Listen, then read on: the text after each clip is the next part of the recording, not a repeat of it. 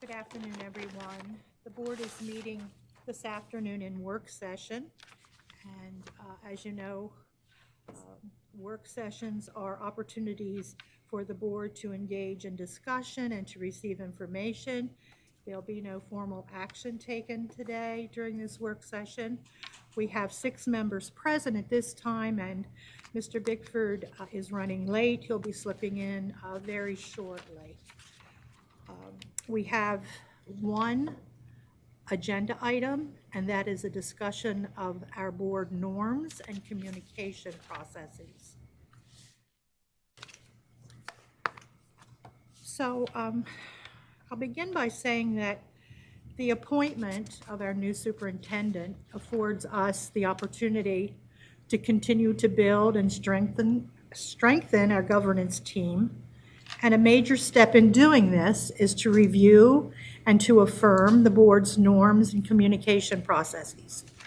This also is the time to revise, either by adding to or deleting from these norms and processes. So as a plan, I thought we would begin with board norms and address those, and then we would move on to communication processes. Is that agreeable?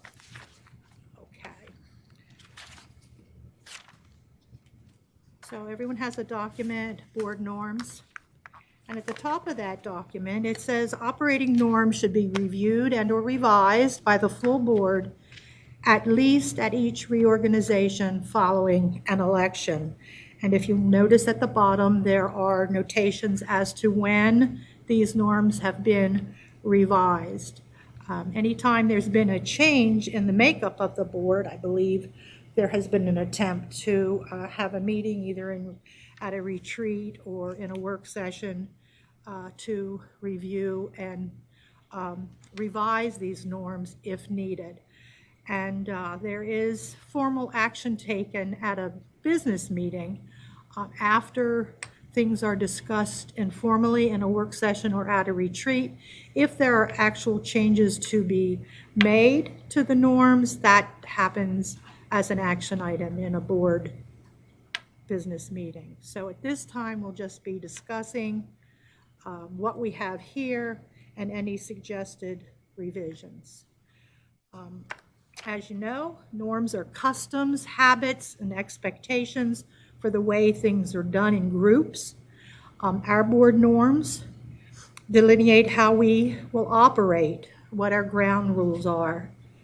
They should help us in our work together, and they certainly should not hinder us. We arrive at our board norms by consensus, and that means that all of us should agree. So at this time, for the public, because they don't have these norms in front of them, I was going to call on Peter with his broadcast voice to read these. Mr. Stauffer, would you like to read the 14 in Mr. Bickford's absence? Would you like to go down read them aloud, and Sure. We'll start with that. As board members, we pledge to 1, make decisions that are in the best interest of students. 2, respect others by listening to all points of view, communicating openly and honestly, and maintaining confidentiality.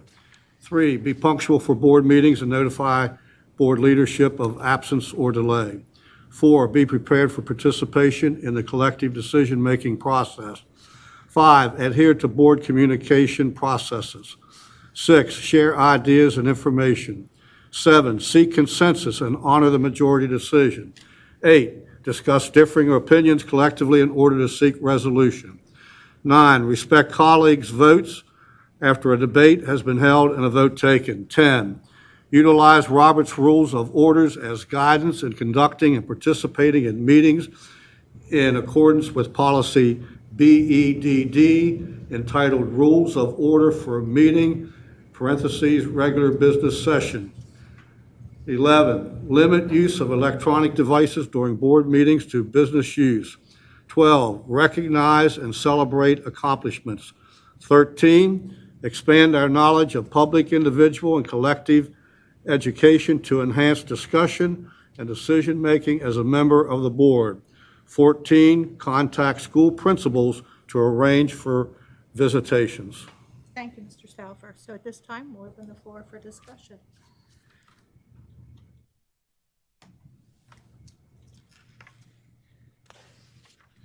Mrs. Williams, I'm good with all these as they have continued to be the same norms that we followed, so I'm good with these as they're written. Thank you, Mr. Gesser. It's not broke, don't fix it. Anyone else? I just throw this one out. I don't know if we want to add it. It's fine if we do, fine if we don't with me. But I wrote down as board members, we pledge to promote public education in Washington County. I'm sorry, would you repeat that, please? As board members, we pledge to promote public education in Washington County. Stan, what do you mean by that?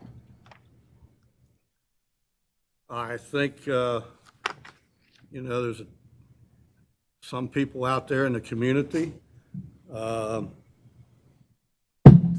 think that we can run the public school system like private schools. We just can't, because private schools can make their own rules, pretty much.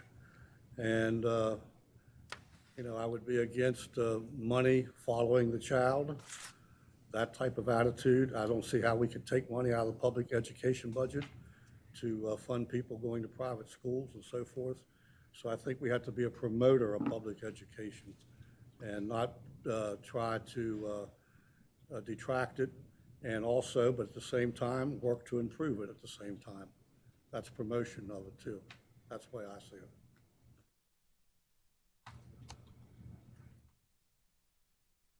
So that would eliminate charter schools. Pardon me? That would eliminate charter schools? No, charter Well, schools charter are under schools, us. We have to give our permission for them. So is there any other public entities that we would give? Can't hear you, Mike. Is there any other public entities that we would have to give because the state requires us to give the money to follow the kid, follow the child, follow the student? I'm not sure what you're asking. Is there a mandate for the state that says you have to send the money with the child? Well, there are people out there, because one of our local delegates told me that he would be for that. So I would be against that, and I told him so. Mike, I think what you're talking about is like special programs. We send, yeah, well, that's still they're still a part of the public school system. Just asking the question. Yeah, I know what you're trying to say. And I think one additional, it would be non-public placements, and those also funnel through us as well.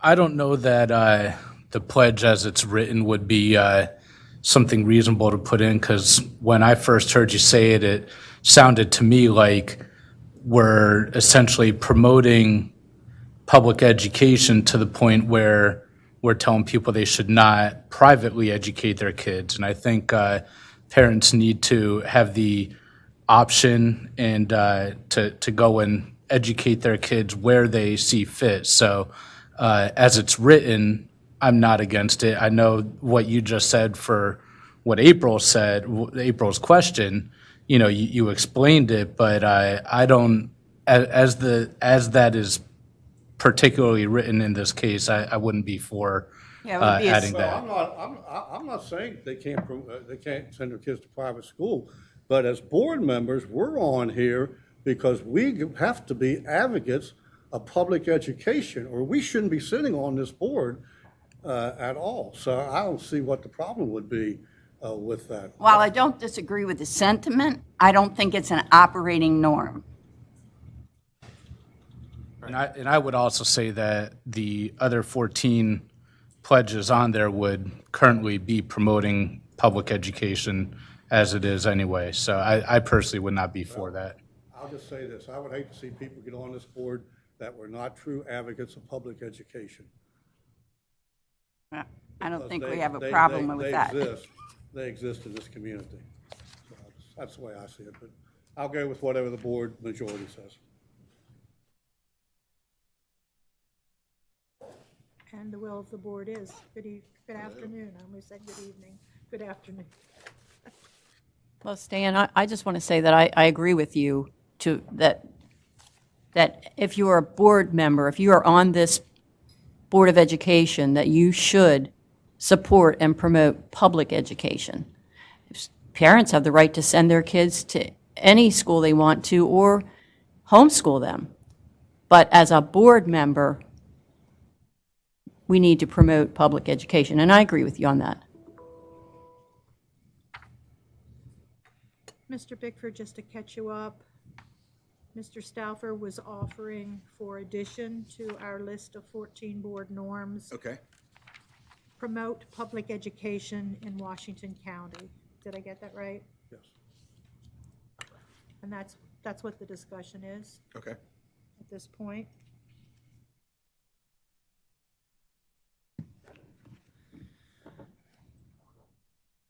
So we have,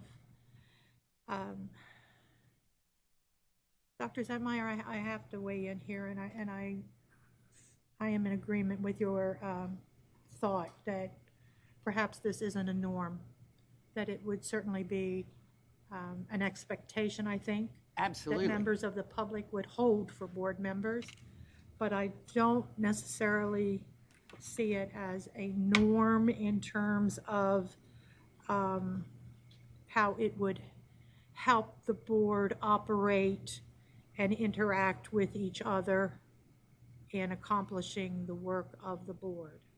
So I don't disagree at all with the sentiment. I'm 100% in agreement that, yes, as board members of a public school system, we should all be promoting and supporting public education in Washington County. I would just say this, I'll go with whatever the majority decides, but I could think that there could be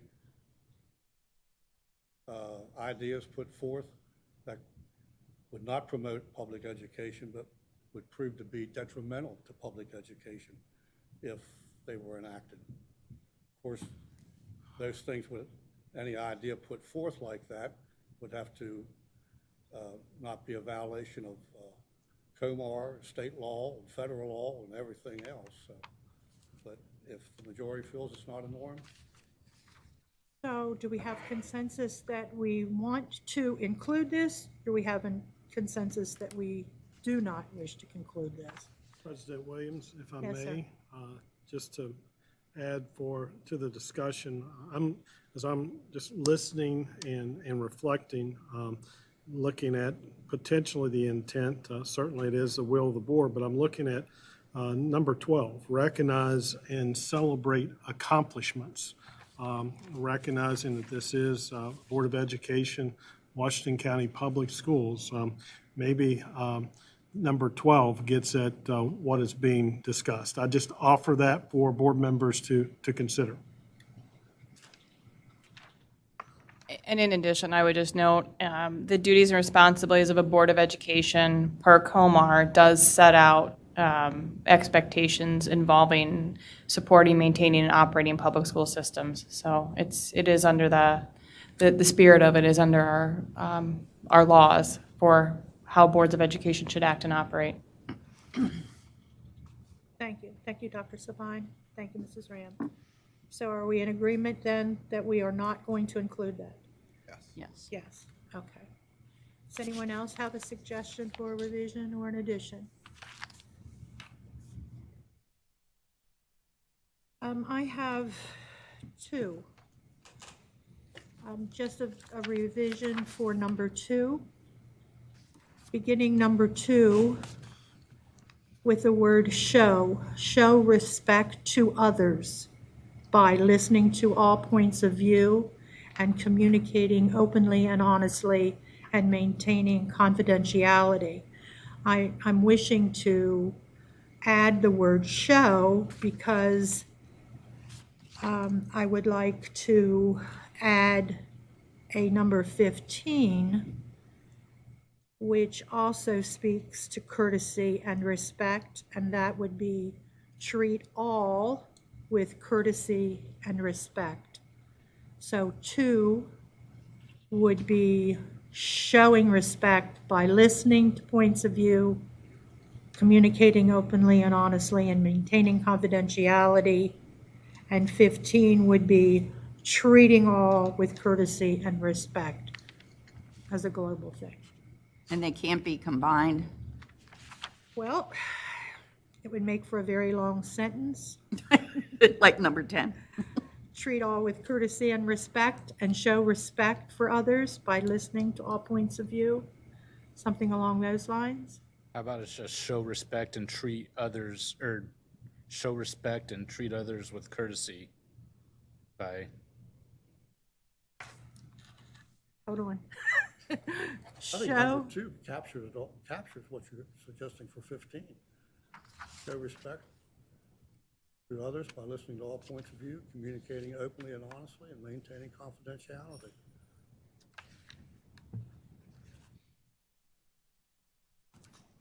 I would go with adding the word, but I can't see having a 15th. having a 15. Because I think number 2 is, I think it's somewhat repeating, repetitive. Mr. Evans, would you repeat what you said, please? I just said show respect and treat others with courtesy by listening.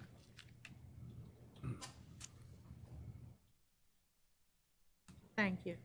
That certainly captures my thought Yeah. and combines the two. You want to Anyone? read that then? I will do my best. Help me with this, Mr. Evans. Show respect and treat others with courtesy by listening to all points of view, communicating openly and honestly, and maintaining confidentiality.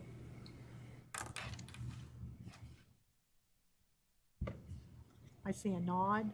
I see a smile. I see a nod and a wave. I see non-committals. You don't like it? Is anyone opposed to that? I'm fine with it. She's Are fine. do we have consensus to make that change? Yes. Yes. Okay, so we're going to note this, so this would come forward then as a motion to amend the board norms to include that. You want to hear it one more time to make sure it's captured? And Mr. Evans, keep me straight. Show respect and treat others with courtesy by listening to all points of view, communicating openly and honestly, and maintaining confidentiality. Does that do it? Okay. And then I have one more, and that is number 4. Number 4 says, be prepared for participation in the collective decision-making process. I would think that it would be a given, as that is stated, that one would be prepared for meetings, but I would like to revise that to say, be prepared for meetings and participate in the collective decision-making process. And how would you assess that, so I know what you're, People show up with the materials that they need to participate. If there's something that you're supposed to have in order to participate in the discussion, that you come with that so that the work can be accomplished that's on the agenda to be accomplished. That would be one way. So do your homework. Do your homework and come prepared with what you need to. I mean, we all forget from time to time. We all leave our book bag on the kitchen table, or a folder that, we thought we packed in our satchel, but I think the expectation is that we've done the reading, that we come prepared to participate fully in the work. would you read it again one more time, Alyssa? Sure. Be prepared for meetings and participate in the collective decision-making process. And that, the end part to me is full engagement. People are fully engaged, listening, discussing. Could it just be fully engaged and prepared for the collective decision-making process then? Fully engaged. What Yeah. did it say? Kind of shorten it up a little bit. Say it again, please. Be fully engaged and prepared to participate in the collective decision-making process. I think you need to be prepared. Think you need to leave that in there. How about be prepared for participation and fully engage in the collective decision-making process.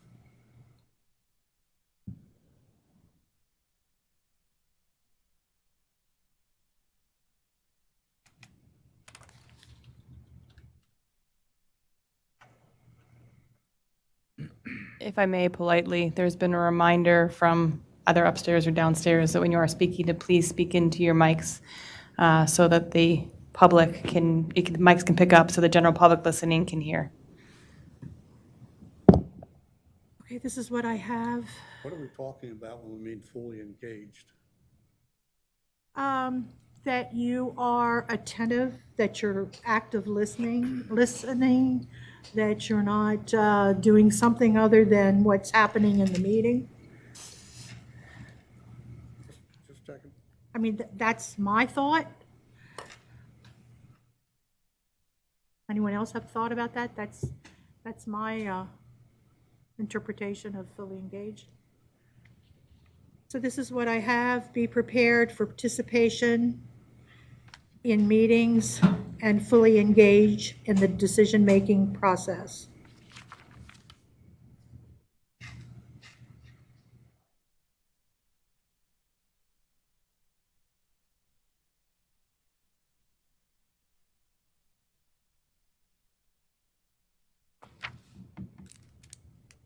Thoughts? I like it. Are we okay with that? Yep. Are we okay with that? Yes? Yep. Okay. Ms. Chekovic, do you have that? All righty, thank you very much. Do we have anything else? Nothing else? Dr. Savai, anything? Nope, all right. All right, then we're ready to move on to communication processes. That's another sheet.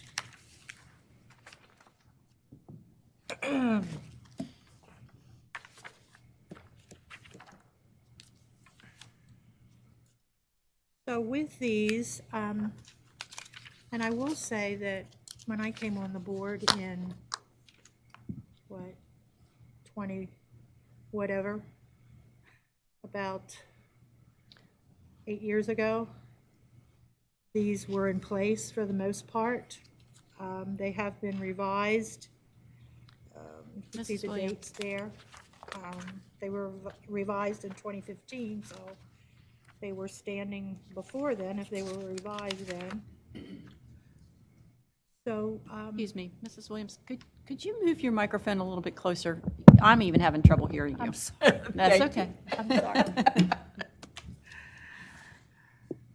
So again, these communication processes should be reviewed and revised by the full board, at least at the reorganization following an election. And if you note, they have been revised over the years and have been in place for a number of years before those revision.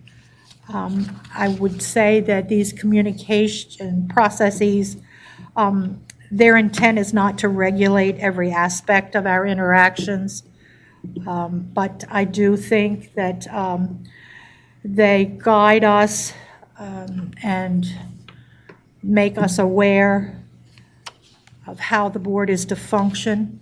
The board does have an impact on students and student learning.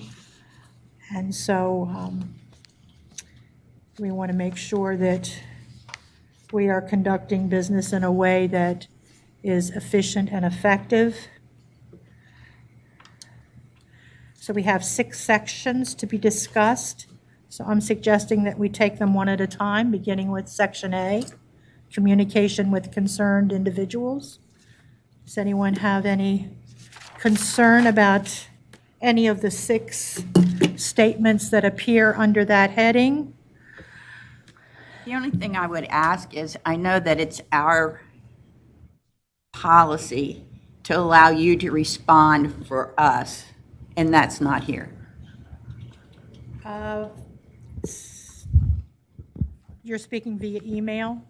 Yes. Somewhere in here, I think it says that the board president speaks for the board. Sorry, I missed that.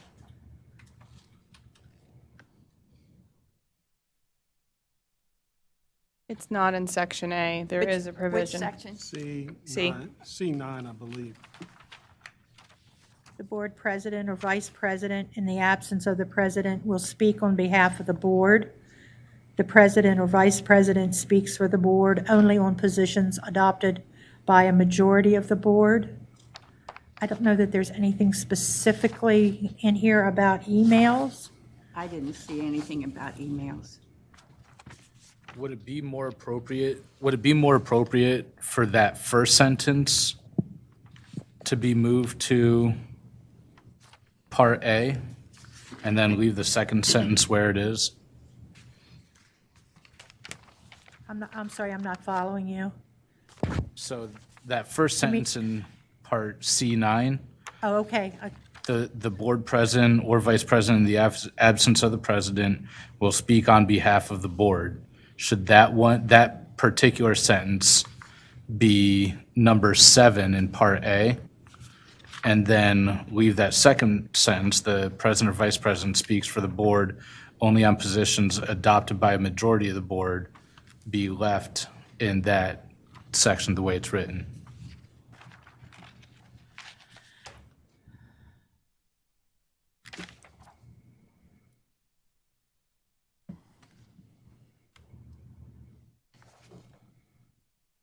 Or I would suggest perhaps adding a thing to Part A, that the board president will respond to emails from concerned individuals, will respond to emails directed to the entire board from concerned individuals or something like that, which is what you did during COVID quite effectively, so somehow phrase that. Because you did respond to many, if not all, of the COVID emails. Right, and many of those responses were acknowledgements, because some board emails that come addressed to the Board of Education are immediately addressed by the superintendent because they deal with operations.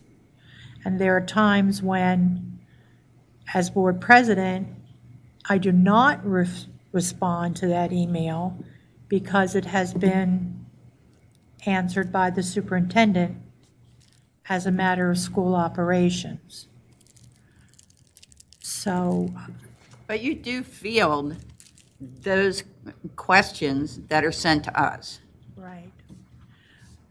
And it's been a practice that while I do that, that doesn't preclude a board member from responding to an individual who writes.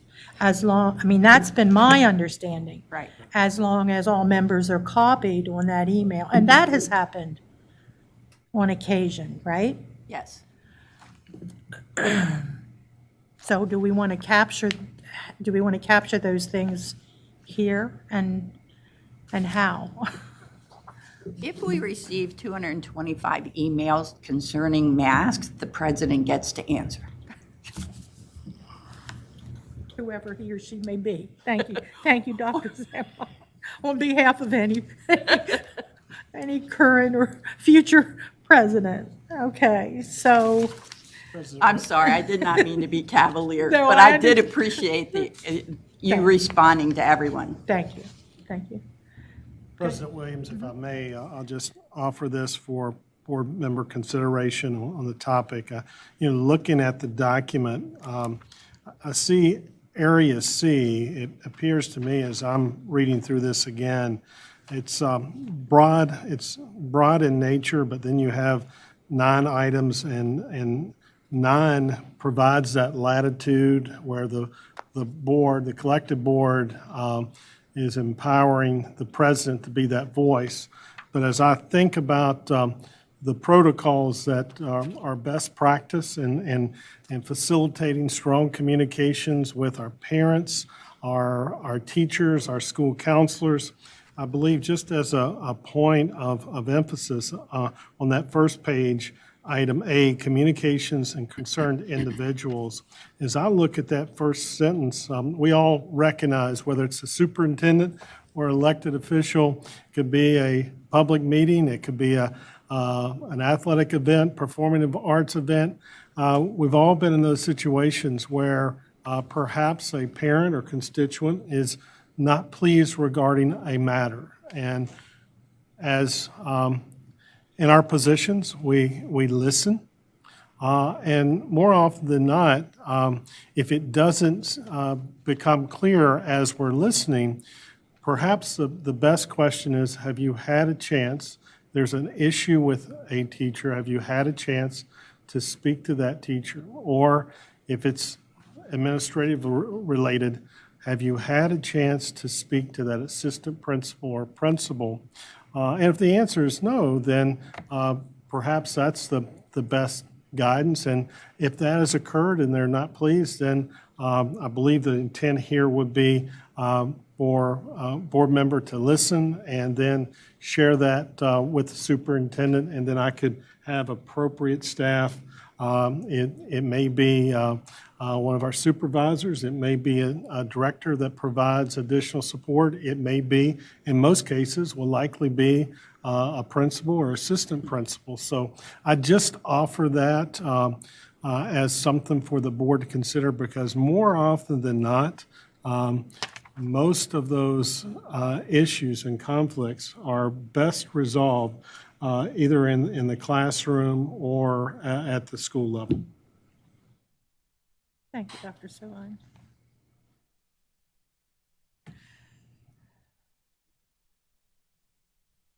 Thoughts? Makes sense to me, Okay. just because I think it facilitates, sometimes it feels like it can, that's the easiest solution. It just, when parents reach out to any of us, just to, I always feel like I should inform the superintendent, but sometimes the easiest answer is to say you might want to get a hold of the principal and then copy you. I mean, you want to know, correct? And all board members want to know, correct? If we respond to somebody with concerns? Yes, yes. You know, I'm looking at number 5 here under A, letters or emails containing complaints received by individual board members should be forwarded to the superintendent and other members. Board member responses should also be forwarded. And I know that I know there is a thing, a very real thing called drift that happens with policy and any kind of a rule that sometimes practice. There, you know, there's a better way, and if that's the case, if we're getting away from what we believe should be our practice to something other than what we have written, then I think it behooves us to go back and adjust what we have written so that our practice is in sync with what it says we're going to do. So, you know, there have been times when board members have mentioned emails, communications that they have received from a parent about a certain topic, and it's come as a surprise to me because sometimes that individual has not made all board members aware of that. And I myself have left off someone from a response by not putting the name in the CC. Those things happen. Sometimes, you know, those little things happen unintentionally. And when they're caught, you can easily go back and make sure that the individual that you've missed gets that email. But I think it's important that, you know, if it's written, that we try to abide by that. And if we're not going to abide by that, then we need to make that change. And to Dr. Savine's point as well, there are State Board of Education opinions that delineate what are operational and what are more the purview of the board.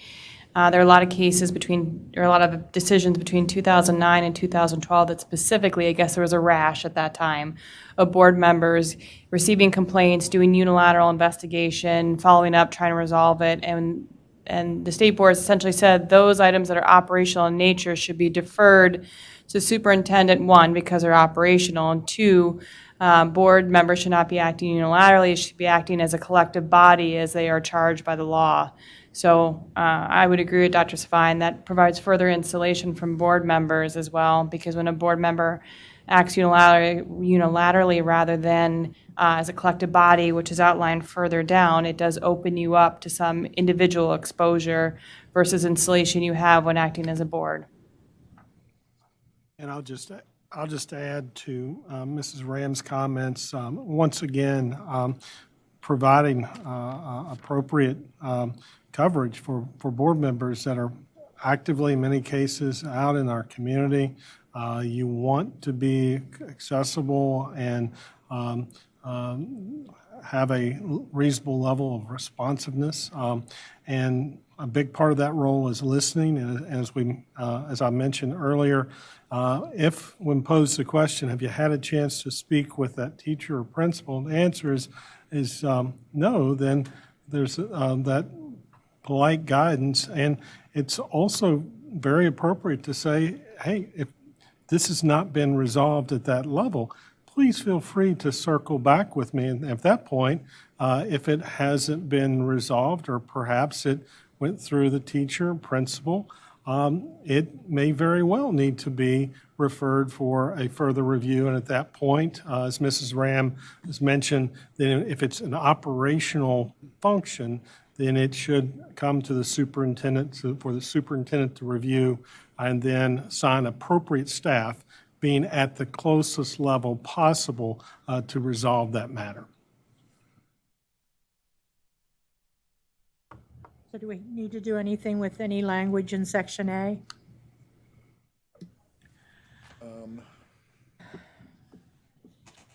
With all that being said, number 2 concerns me. Board members shall not compromise any quasi-judicial role by listening to details of the concern. I'm trying to, when they say of the concern, I'm referring back to 1. Let's see. So I think what number 2 is getting at is when occasionally the lawyer sends out the attorney-client communication that says there's pending legal action, please do not engage in any dialogue because it may come before the board. I think that's what number 2 is getting at. Yes, I feel like that needs to be clarified, because there certainly have been times where we know something could be appealed to us. And so I purposely don't engage in a conversation. But there's other times that people just call and you do listen to their concerns. And then you tell it, might suggest how they can proceed. Yeah, so I feel like that needs to be. The way it reads now, it almost feels like we should just say, sorry, can't listen to any concern, because it might be, Right. when most of the things we listen to aren't going to be appealed to us. We certainly could think about, the board could think about some words along the lines of, now this is the lawyer talking, so you want to put in your own language, of actual or potential. I mean, there's certainly, could formulate some language that says actual or potential formal complaint. To Mr. Bickford's point, if an individual is representing, they feel like their child has been discriminated against, and you say, well, have you made a complaint to the school? At that point, that'd probably be the appropriate time, if the parent says yes or no, but I plan to, that you excuse yourself, because you know at that point, if it's an appeal, it could come to the board. So there's, without making it sound too lawyerly, there probably are other ways we can add additional language without making it too long to help clear that up, because quasi-judicial it could take on a number of meanings, so. So would it be acceptable, colleagues, to have Mrs. Ram look at a way to revise the language in number 2 so that it's more clear? Yeah, I personally did not like the phrase quasi-judicial as well. Yeah. And I would concur. I think that makes it seem like there must actually be a formal action proceeding. And I do agree with the board. There's a difference between somebody complaining versus someone bringing a formal complaint to you. I think they're two different things. So I will play around with some language for your consideration. Great. Thank you.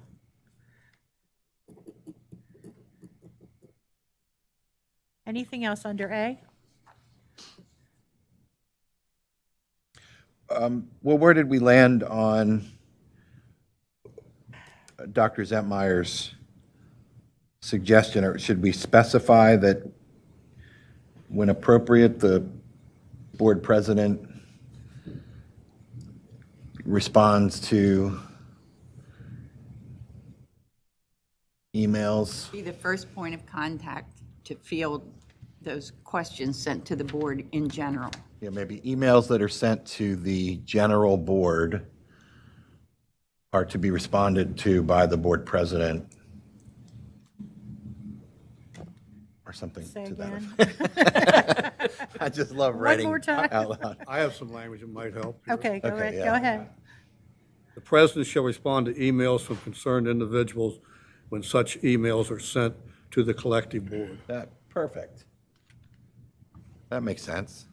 Could you say it again? I'll leave So, that to Tom Jefferson sitting to my left over here to encourage me.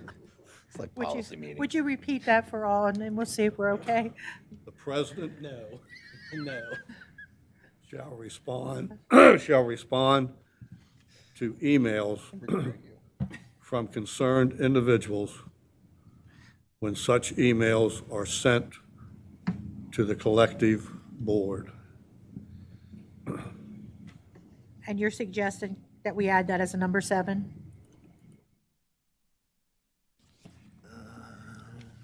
Wherever you want to put it. It was part of the discussion. Well, I think 6 is about complaints, and this would be, 6 and 7 seem to be about complaints. There could be, Well, that doesn't other preclude things. us for saying, thank you for praising our teachers, does it? right, No, no, absolutely not. Are we okay if we make that a number 7? Are we good with that language? Do we have consensus for that? Yes. Yes? Do you have that? All right, thank you. Anything else under A? All right, let's move to B, communications and board meetings. We have 9 statements there.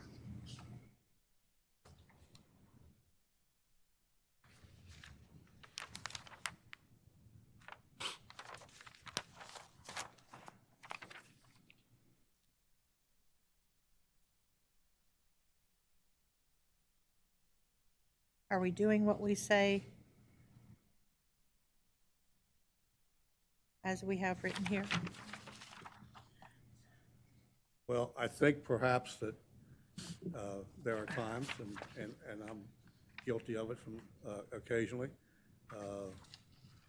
that number 2, that we don't get questions, especially concerning the consent agenda, in advance to the superintendent so that they can be prepared. And you can also ask them at the meetings. I mean, you know, you don't have to say all my concerns were all answered. But I think that helps because sometimes we have to bring somebody else up to the table because our purchasing director, you know, can't answer all of them and so forth. So I think we all need to be more cognizant of doing that, including me. Right. Yeah, I would say it's a good refresher. I don't see any language that needs to be changed. I think for the most part, I'm pretty happy with current practices. I know it's helpful for me when I see questions, like you sent out questions the other day, Stan. I always find that helpful when I see them in advance, just because then a lot of times I'm going, oh, I want to know what he has to say. And it does give staff time to prepare for the meetings. I just want to ask Alyssa one question. That would not violate the Open Meetings Act if we, Right, I can speak to that because I was pausing, hoping nobody would say and receive written responses. So, correct, submitting the questions individually without receiving responses or having discussion is not a violation. Okay. So setting your questions ahead of time, when practical or when possible, so that we can make certain we have all the relevant information. What we need to avoid is sending those questions to all or having an open dialogue and discussion or emailing back and forth or receiving answers. so we do not send the questions to all. We send them to the superintendent, or we do copy everybody. I think it'd be safer not to copy everyone. Okay, that's So we what I don't have thought. the inadvertent. That's why I always, that, we don't want an unintentional, and I don't think anyone ever intends to, but sometimes someone may respond back and say, oh, that's a good question and start piggybacking on it. It's a installation step to prevent that from happening. And then certainly at the appropriate time during whether it's closed meeting, committee meeting, meeting such as this, or public business meeting, the board members will receive the answers to those questions and have the opportunity to discuss it in the appropriate forum, which is not a violation. Thank you. Then we probably should clarify that language. Yeah, because, maybe I shouldn't say this, but in the past, we've always sent them. Yeah, we send to everybody. Yeah, but we didn't have a legal beagle reminding us every time. When there's something legally preventing you from it, Right. so if it happens, it's not a violation. It's just the inadvertent reply all, and we start engaging in discussion. It's just more of a cautionary tale. There's nothing, I mean, certainly you can create it as a communication processes if you choose. I just don't want the misunderstanding that you can't. It's just that installation to prevent. And I know there's times where I see it and I want to respond, and I have to hold back as well to make certain I'm not violating, so. And I'll just add to the conversation, as superintendent, I know receiving those questions in advance is really helpful. For example, if we receive, typically the board packet will go out on Friday, recognizing that board members have busy schedules. It may be, well into the weekend or even into Monday before there's that review or completed review. But after a review, say it's a Monday or even a Tuesday, preferably a Monday, an individual email with some questions pertaining to one of the agenda items, that allows the superintendent to work with appropriate staff and to review if in the event that is not addressed in a presentation, that can be blended in there. And the other piece of it is, if one board member has a question, it increases the likelihood that there may be multiple board members. But really receiving that in advance, preferably, the day before the meeting, increases the likelihood that I can work with staff members that may have other commitments, but to make sure that that is addressed in the presentation of that topic. Great. And if it's not, then at the appropriate meeting, certainly the board member can ask that publicly. So nothing would preclude from asking that question in another setting, even though you've already sent the email, because not likely, you will not get a response in an email to that, because we'll need to share that information with the board as a whole. And I'll just say another benefit, rarely, but sometimes it may be that an item may appear, and more often than not, it will come through a committee, but sometimes there are items that's not the case. As a superintendent, I'm receiving a lot of questions on a topic, and that action item, has not gone through a committee. That's probably a pretty good indicator that perhaps it's best to run that through the committee so that board members can ask those questions, and we have multiple staff members there, and then the president of that committee and those committee members can decide whether or not there's need for additional revisiting or perhaps moving that forward as a future agenda item for board action.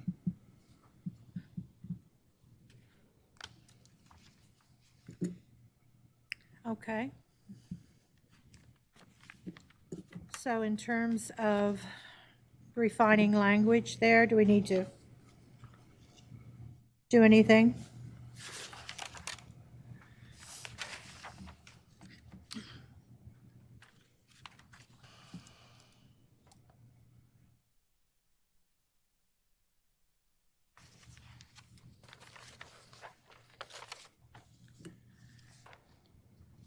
No? Are you ready to move on to C then? I'm trying to think if there's language that clarifies. Board members should give their questions to the superintendent in advance of all meetings whenever possible.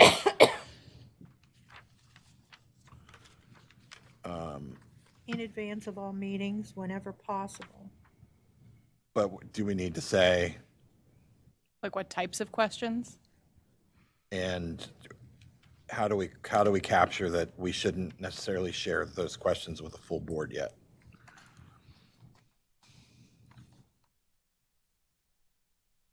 Well, again, I don't know that it's to share the questions themselves with the full board isn't a violation of anything. It's just if the board were to get into a back and forth debate or discussion about So should we just say board members the should refrain? questions or the responses to the Can't remember that questions. ever happening. No, no. And I think, to the best of my recollection, it's to enable staff members to come prepared so that the board can conduct the business at hand efficiently and effectively, and that the board has the information needed to act on that particular item right then and there, as opposed to having to say, well, we'll come back to this at another meeting when staff can get back to us with more information.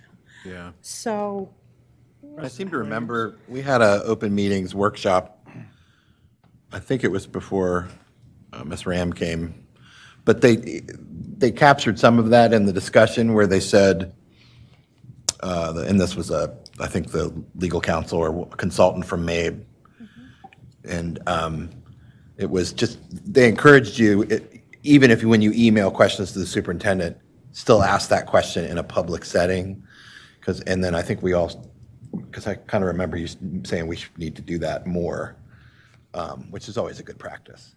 I would agree, however, and my only however is there are times during negotiations when questions come up, and those are not appropriate for a public session. So that caveat is, although you email your questions ahead of time, it's why I said briefly, if your question has not been answered by an updated presentation or voluntarily in a meeting, be sure to ask your question in the appropriate setting, whether it's closed because it pertains to real estate, personnel, labor, employment, or open because it's a consent item. So I just always want to be cognizant of saying, yes, be sure to ask your question, just make certain it's in the appropriate forum for that.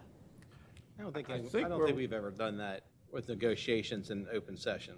We've never done that. No, not in my time here, never. And I think where we've always submitted questions through the years has been questions about the consent agenda. Usually it's Mainly. not a for the consent most agenda. part, For the it's most been- part, it's that's been where the we need for more usually information about a consent Send questions. agenda. Otherwise, I don't think I've seen Right. too many about policies or Right. anything like that. President Williams, if I may, I'll just share from a superintendent's standpoint.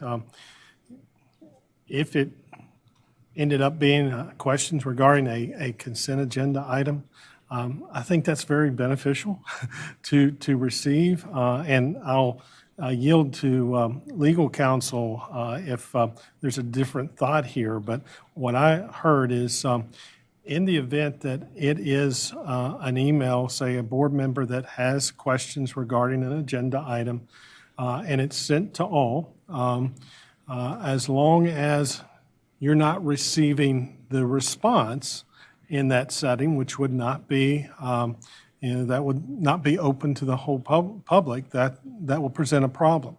But my response, if I receive that, is really just to acknowledge and thank the board member, and then I work with staff to be prepared to speak to that in the event that that's already not built into the presentation. More often than not, that's going to be in the presentation, but that also, if for some reason there is a question that is not covered, that allows the superintendent to work with staff to make sure that is covered in the presentation. And certainly, if the board member or any board member feels as though they needed more clarification or they needed to, in that public setting, pose a question that it perhaps was not covered in that presentation, I think that's most appropriate. But I think the key thing would be if it's sent, we need to make sure that, with the exception of the superintendent just replying all and referencing that I'll work with staff and not respond to those questions, we're on solid legal ground. Okay. But where the problem is if the superintendent responded back with the answers, that should be occurring in the public meeting, or if board members started replying all and they were conducting business in that electronic setting. Mrs. Ram, is that? I concur. Okay. I don't have anything additional to add. You said it well. I don't think we need more language then. I think it captures it. I think we realize the intent is not to Yeah. ambush, it's to provide questions. Correct, right. Absolutely. And I think, too, that through the course of discussion, a question may arise that a board member may ask, and certainly with no intent to ambush, but it's a question that has organically surfaced as a result of what's being discussed. So, that could happen from time to time. Goes back to the team of 8. Yep, I think so. I think so. All right, so are we good with that? Is there anything else under B? Are we ready to move on to C? Requesting information and lines of communication?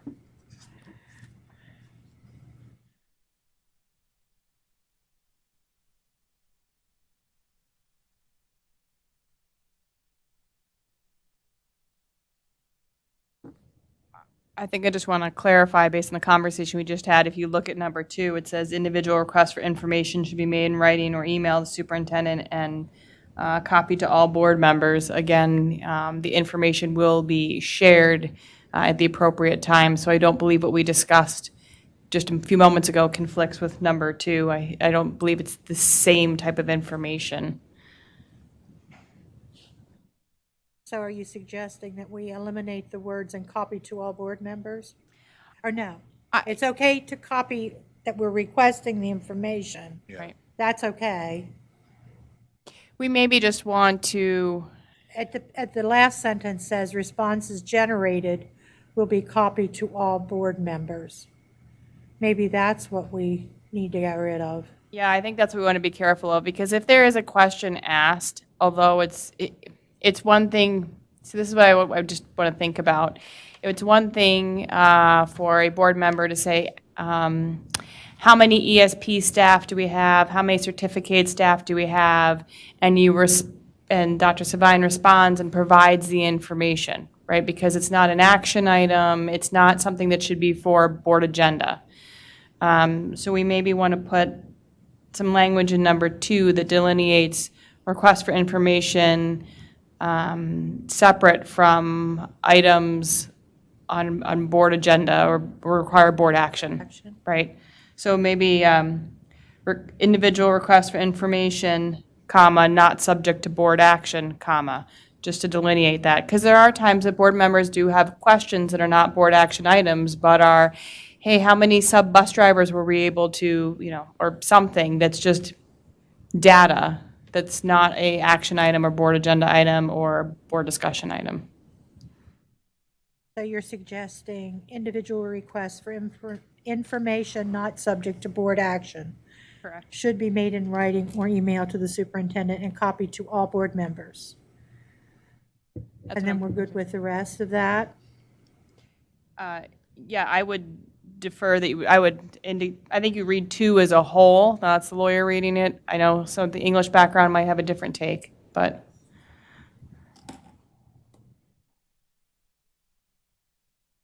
Is everyone okay with that?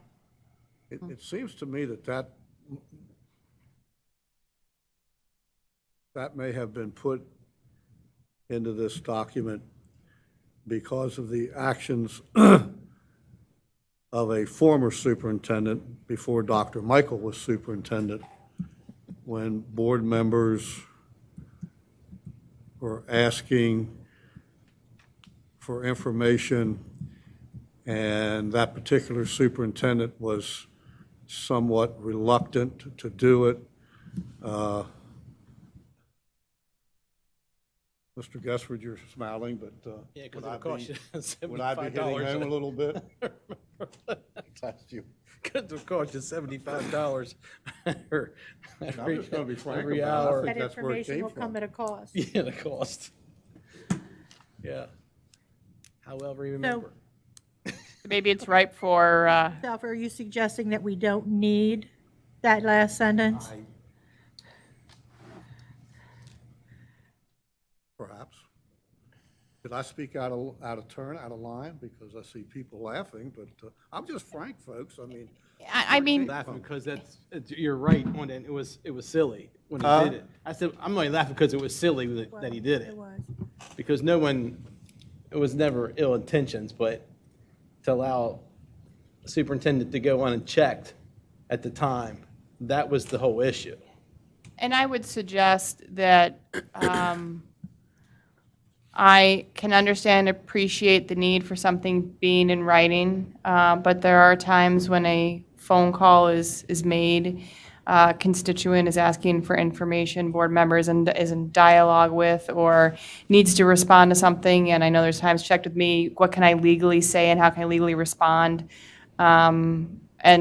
And I know there's different delineations when it talks to chief legal counsel, but we maybe can look at revisiting this differently. I mean, there are times in a meeting where there's a request for information, and I have never followed up and said, certainly, board member, can you now put that in writing so I can respond to you?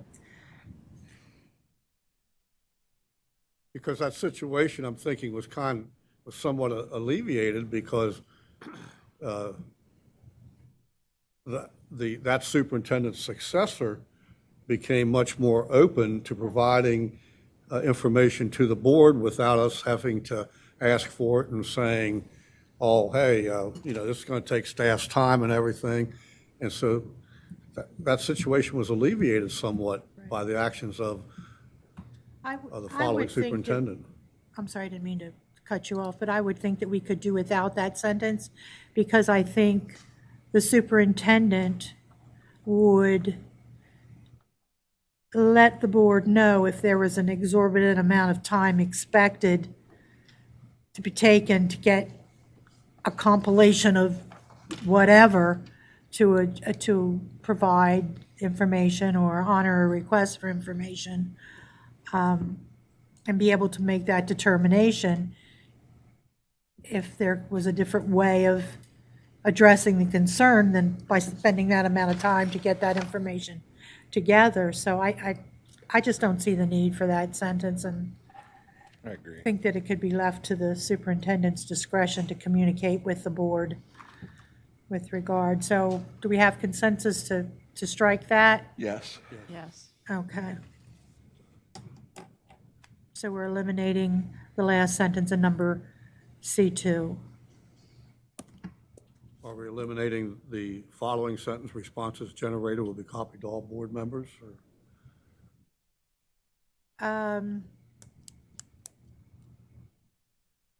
Well, if the information,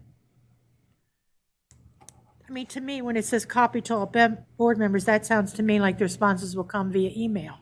They could come in a variety of ways, right? So I don't see the need for it.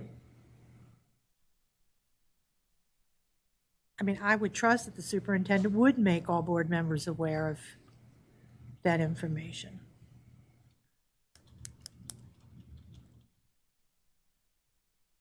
And I think that's what it's getting at, that it would be an inclusive response as opposed to just going to an individual board member. Thoughts? Should we get rid of that as well? I'd say get rid of it. It's not necessary.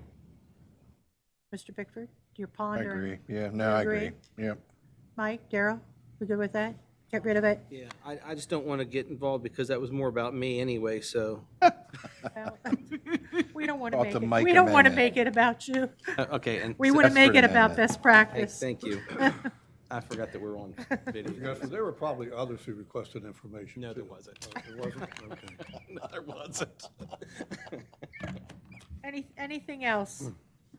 Under numbers, under letter C. It was in the paper.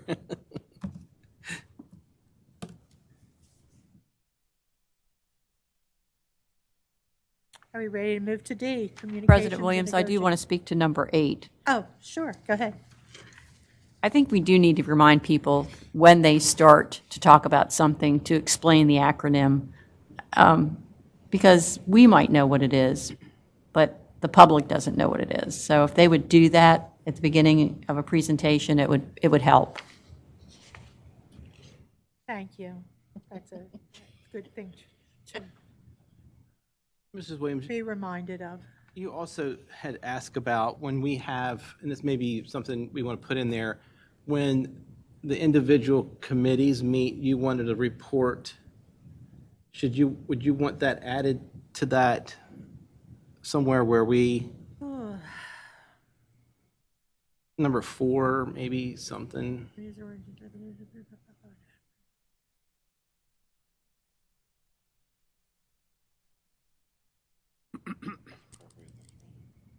Something like time is allowed in each public business meeting for committee reports, something like that.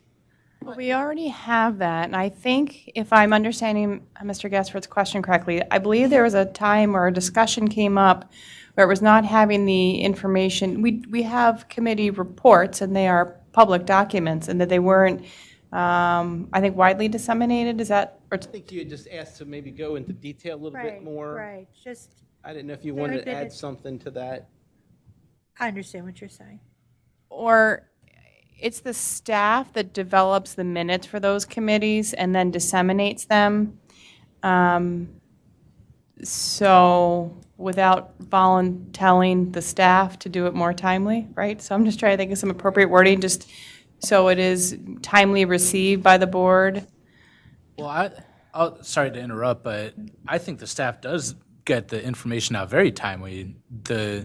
My concern is, and I think this is what Ms. Williams was alluding to whenever we spoke about it, was that if the HR committee, for example, I forget when the last time was we met, but it was like a good 3 or 4, maybe 5 months ago, that information hasn't been given out yet because we haven't been able to approve those meeting minutes yet. Right. So I think don't that's need kind of everyone. what we were talking about. So would it, and that's, I kind of asked if we could maybe just be sent a rough draft of those minutes showing that they're a draft, if that's possible, that way it does that. And, because I guess my question then on that particular one is also, it says, as appropriate, the committee shall make recommendations to the board. How do those recommendations, how are they made? Because as far as I could tell, we only ever talk about them in committee, and then we never talk about them again until we actually vote them. So they're never really recommended. They're just pushed right to the vote. Yeah, I'll try to answer it best in order as I can. Just as a cautionary, yes, could send them out in draft. Be advised that that is subject to Freedom of Information request, MPIA. So although they're not approved, somebody could request if we're setting out those draft minutes, because they're not private and confidential unless it's in a closed session. So it's just something to consider for your discussion. That's something to think about. In terms of committee reports and recommendations, it happens a number of different ways. I can speak to policy committee, the one that I'm on. If there's a recommendation for the committee to move it forward to the agenda, it comes to the agenda, and that's where the discussion happens with the board. That's essentially the policy committee's recommendation is there as a board action item, because there has to be opportunity for the board to discuss it in a public setting. I think the finance committee, in some respect, like the budget-related stuff, we have a work session such as this, and that's when those recommendations come forward. I don't know what recommendations, I can't speak specifically to what recommendations come out of, say, HR. I know there have been recommendations that have come out of facilities based on project bids and whatnot. So if the board would like to see that happen differently, this would be a time to have that conversation. So I'm going to assume responsibility for this because I brought it up. Each public business meeting, as part of the agenda, we have committee reports. Those committee reports have become an announcement of when the most recent meeting has taken place and when the next meeting has occurred. So that's really not a report. So I was suggesting something along the lines of just key information as to what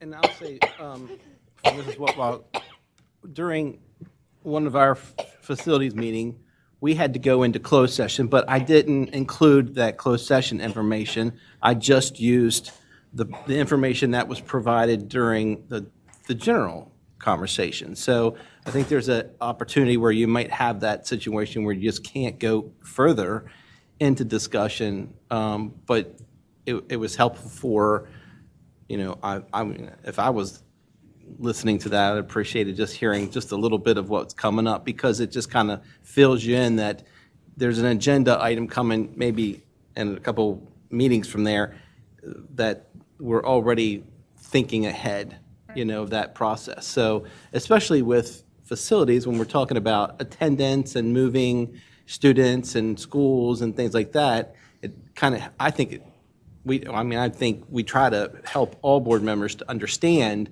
that, we're on top of it and we're just not coming at the last minute and going like, here's this information. So I think that's what Mrs. Williams was just asking for, just maybe a little blurb so that all board members have a little bit of knowledge that that's being discussed in there, and maybe not so much the report for when, the staff gives us the meeting minutes and then they're approved. I mean, then you can go into more detail if you want, but I think she was just kind of asking for just a little blurb, so.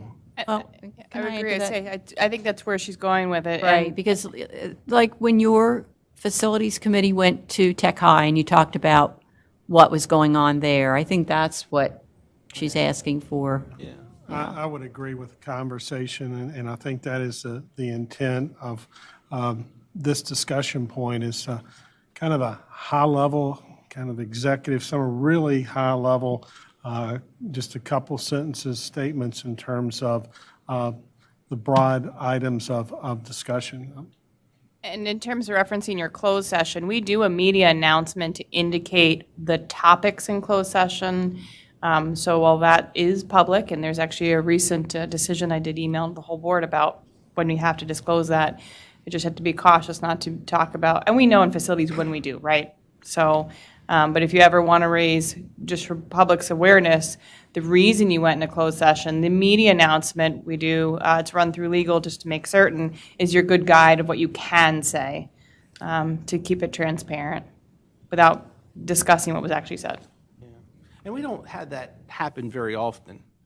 I think in all the years that I've had, that last meeting or last two meetings was the only time we've ever had that issue where we had to go into closed session during a committee meeting. So, I mean, have you guys ever went into closed session? In HR, we did once. Once, okay. So it's very rare. Policy, we never do. It is very rare, but especially I would say in HR and facilities of both committees, there are going to be those times, given the nature of the topics. Policy, it's very, very highly unlikely we will ever go into closed session. So should we add a little something to that then? That number 4? I mean, I didn't know if she wanted to add that because that was something she requested as a norm.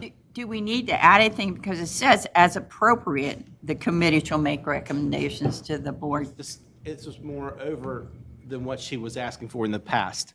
I don't care if it stays the same. I just didn't know if she would want to use that as an opportunity to say, well, let me just add a little something, because now we're adding to what we're supposed to do. Well, you certainly could say, as appropriate, the committee shall make recommendations to the board and/or do a separate sentence that references provide relevant information or appropriate information during the board committee reports portion of the board meeting. See, that gets really wordy.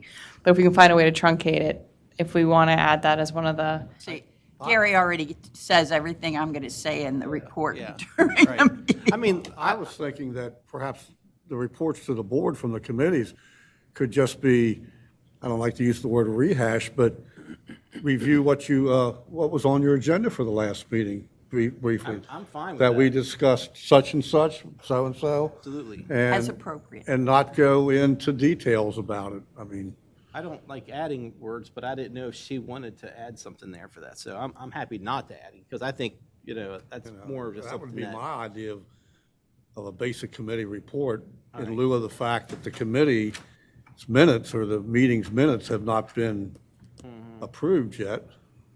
And speaking to what she said earlier about that point,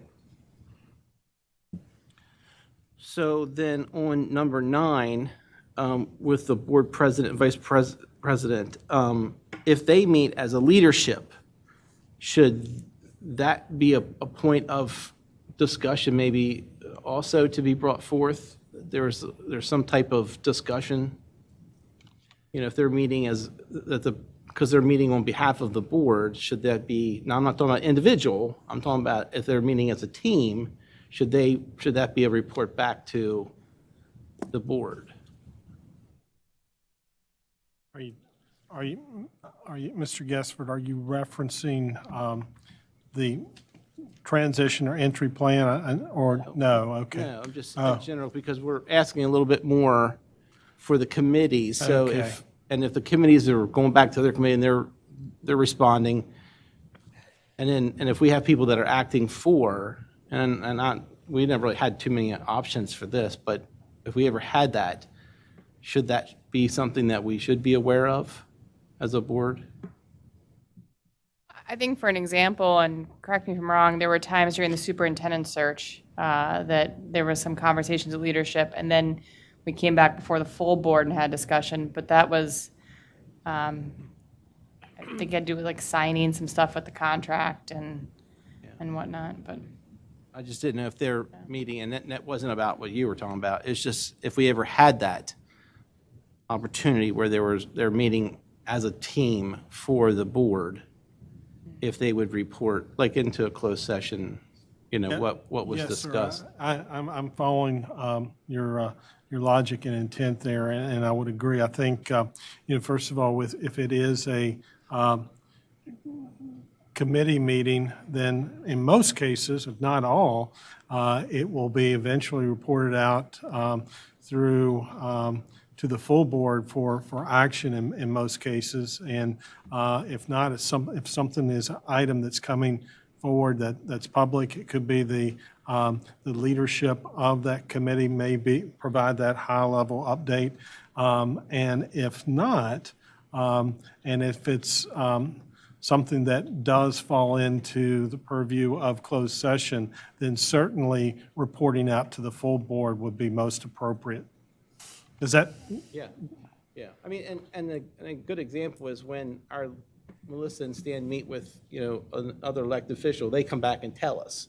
So I'm just saying, should that be a written norm instead of just a suggested? I think it should, I would agree with that.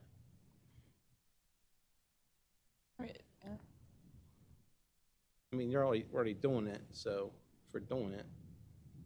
I mean, I can certainly put together some language, bring back a later time for consideration unless somebody has proposed language right now. Yeah, I believe what I've observed is that seems to be the practice, and I think is a good practice. Could you just add it on at the end of number 4, say this shall include board leadership discussions with whoever we say should, could we just add it on to the end of number 4 there? Should say this shall include board leadership discussions with staff? I think actually it would be more appropriate under somewhere in 9 or a separate bullet, because 4 really talks about making certain that there are certain subsects of the board that are fully immersed and engaged in a particular topic and then educating their fellow board members. So I think it would make more sense either in 9 or a number 10. I'd be fine if just seeing what your recommendation would be then at a later date. Thanks.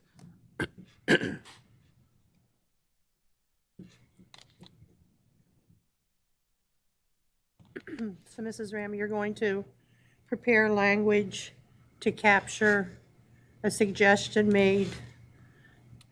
Correct. To the best of my ability, I'll see if I capture it fully and then provide that suggested language for board consideration. Thank you.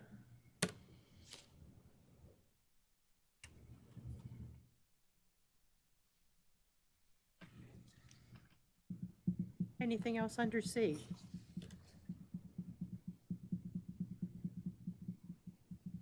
No? Okay, let's move on to D, communications and negotiations.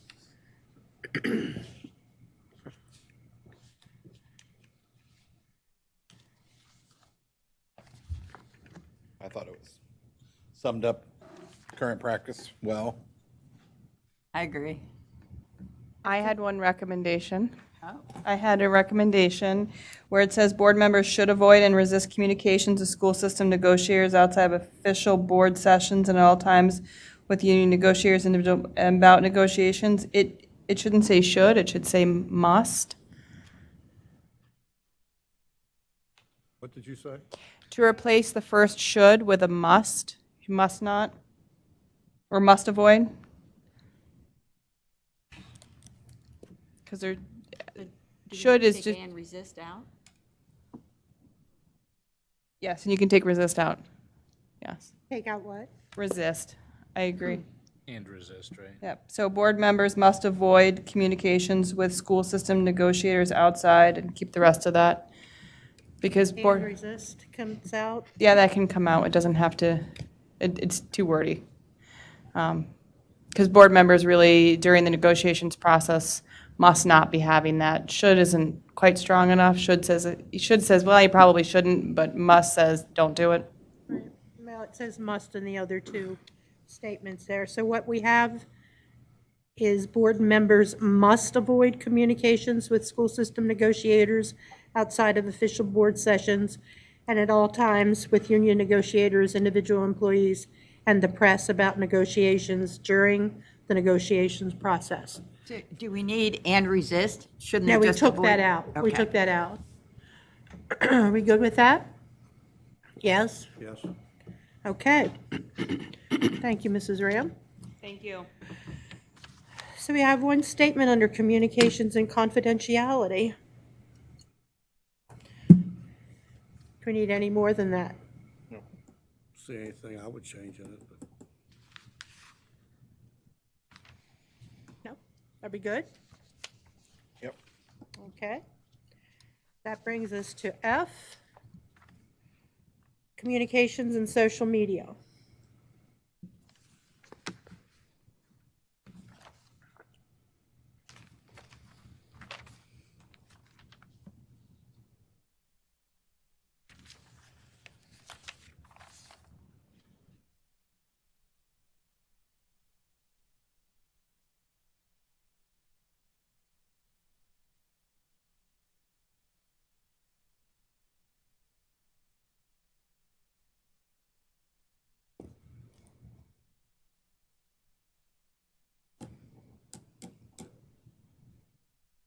Any idea why number 3 was necessary?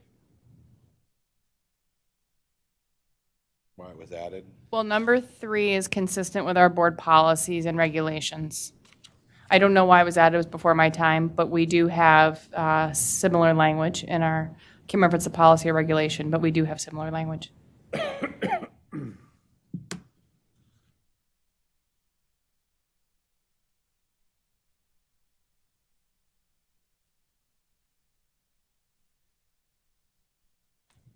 So I guess that would include when people run for office and they have a special, like, Facebook page or a website, none of that can be used for that. I'm looking at Melissa, but None of what could be like used for that. logos and that you're a board member? Well, you can if you have permission, that's what number 3 is saying. So who do you ask for permission from? Well, it says, hang on, board members also shall not use any logos or trademarks at WCPS or WCBOE as part of their personal social media presence without the explicit permission of the superintendent and, or his or her designee.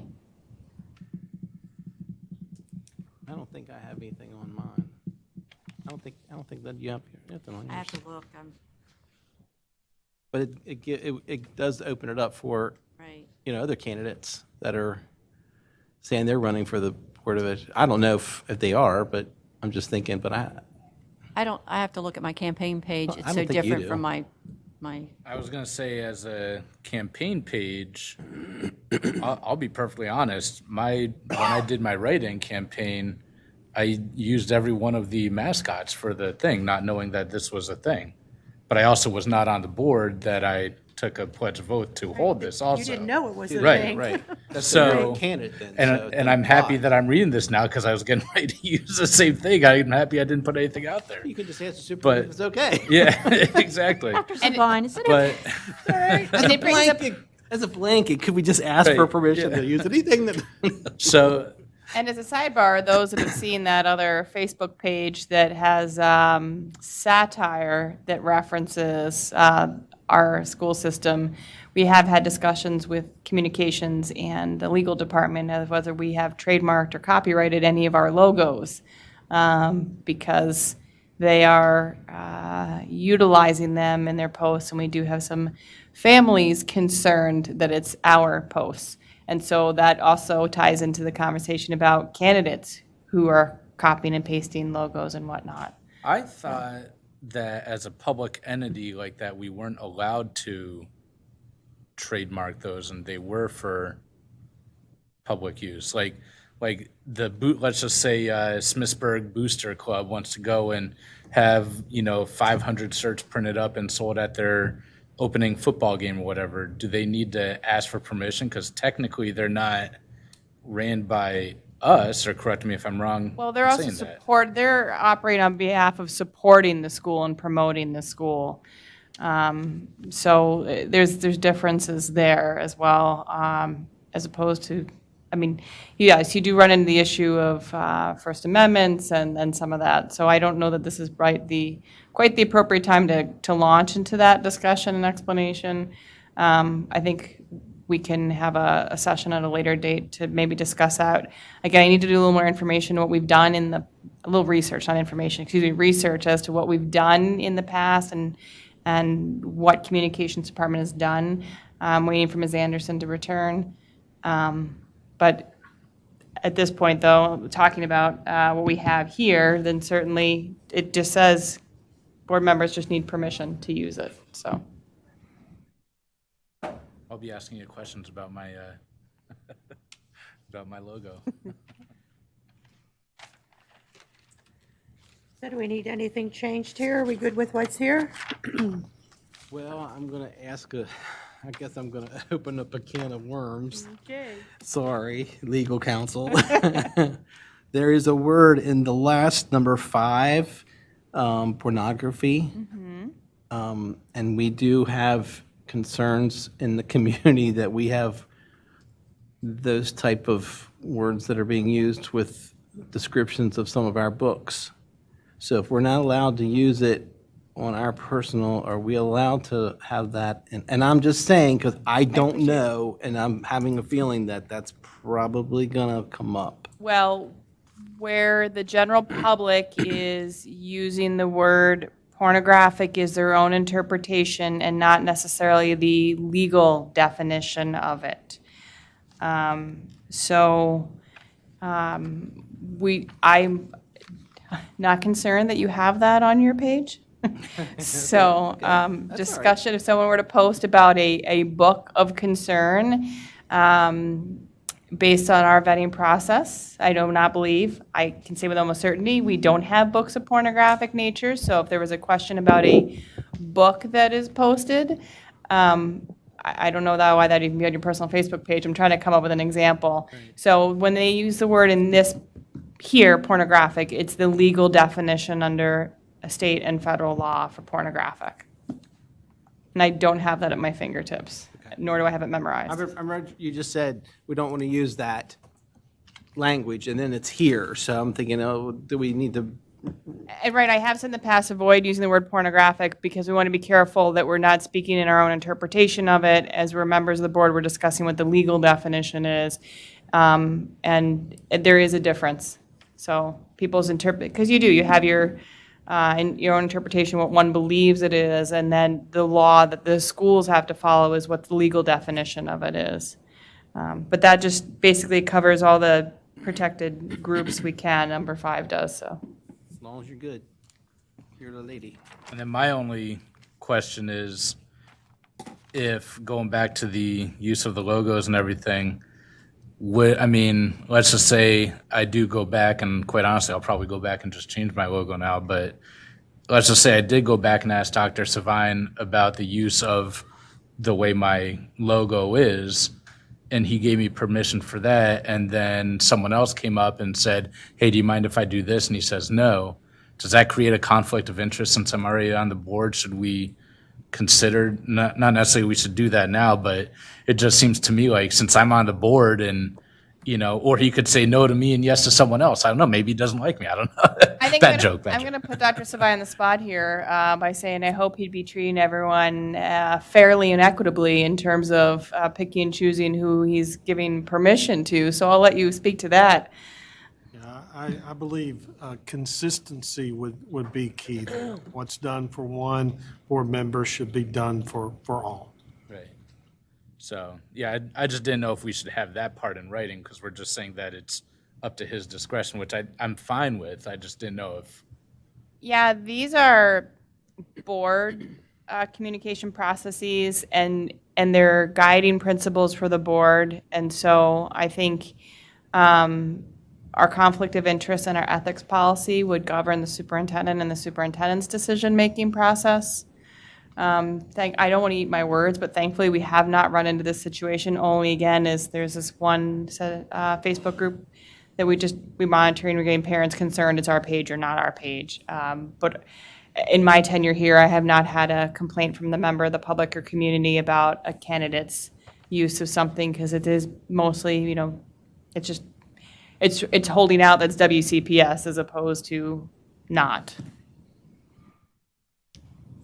So this raises a question for me with regard to the last sentence in number 3. And that question is,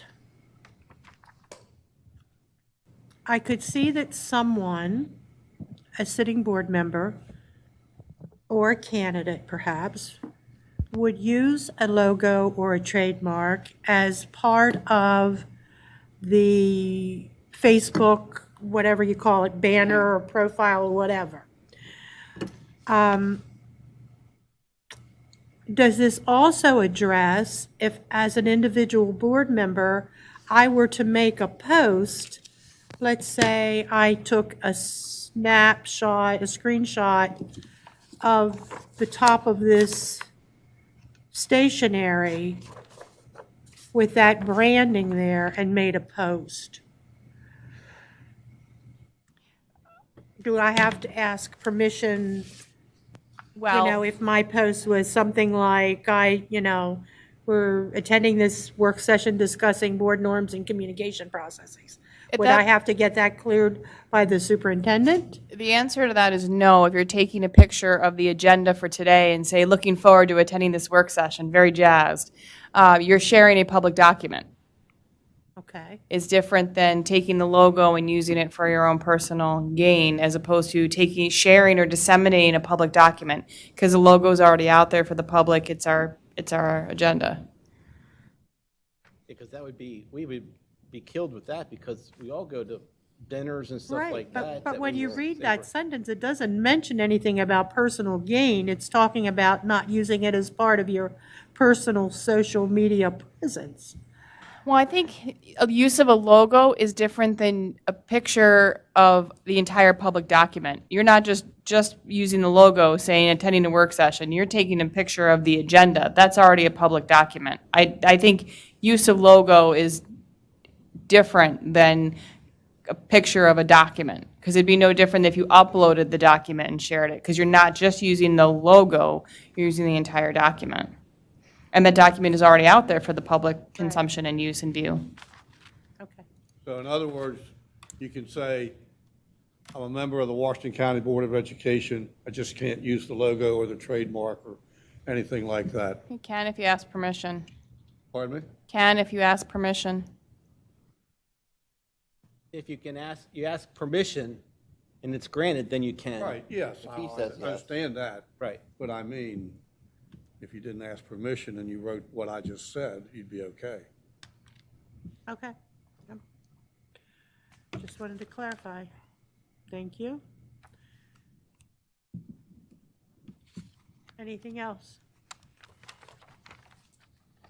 So are we good with section F? Yes? Yes. All right, we have made it through both our board norms and our board communication processes. Dr. Savine, do you have anything that you would like to share or talk with us about as it relates to these two documents or President the Williams. topic at hand? And board members, I just want to express my appreciation for this board. It's a part of annual process, and when necessary, we need to revisit this. This is, I believe, best practice, and it allows us to focus and do the work, most importantly, that best serves our students and our school community. So I just commend this board for modeling best practice and engaging in a very good, healthy, civil conversations to make sure that we're at our best. So, and I thank you. As a superintendent, when I receive good information like this allows me to work with our staff members to support the good work of our elected officials, in this case, our Board of Education. So thank you. Thank you, Dr. Savine. Mrs. Ram, thank you. On behalf of the board, colleagues, thank you for a great afternoon, great discussion, and we have accomplished our work. The suggested changes to both documents will come up at a future business meeting, and we will formally adopt our revised norms and communication processes. So if there's nothing further, colleagues, anyone? Nope. Then we will end this work session. Thank you. See you at 3 o'clock.